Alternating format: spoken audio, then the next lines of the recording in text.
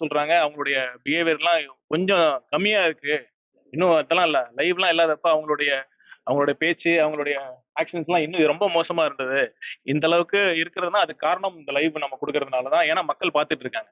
இப்பயே பார்த்துட்டு இருப்பீங்க. அவங்களோட இருக்கை லிட்டரு நாங்கலாம் ஃபர்ஸ்ட் டைம் எம்எல்ஏஸ் தான். இங்க வந்து பெரிய அனுபவம் வாய்ந்த எம்எல்ஏஸ்லாம் இல்ல. நாங்கலாம் எந்த அளவுக்கு நடந்துக்கிறோங்கிறது மூத்த உறுப்பினர்கள் தான். இதுக்கு முன்னாடி இருந்தவங்க தான் ஒரு வழிகாட்டியா இருக்கணும். ஆனா அவங்கலாம் பார்த்தீங்கன்னா, பல உறுப்பினர்கள் திமுக சார்ந்தவங்கலாம் ஏதாச்சும் நம்ம ஒரு கருத்து சொன்னோம்னா உடனே சபாநாயகர் பக்கம் எழுந்திருந்து அவங்க இருக்கையை விட்டு நம்ம நோக்கி வராங்க.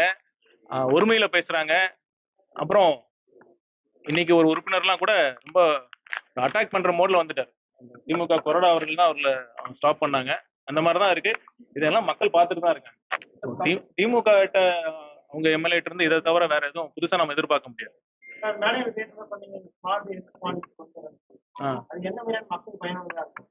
ஸ்மார்ட்னா பாசிட்டிவ் ஹெல்த் பாலிசி. அதாவது நம்ம அடுத்த கட்டத்துக்கு நம்ம மருத்துவ கட்டமைப்பு எடுத்துட்டு போனோம்னா நம்ம ட்ரீட்மெண்ட் நம்ம சிகிச்சை நம்ம முக்கியத்துவத்தை கொடுக்கறத தாண்டி நம்ம வருமுன் காப்போம் நம்ம சொல்றோம்ல அதை நோக்கி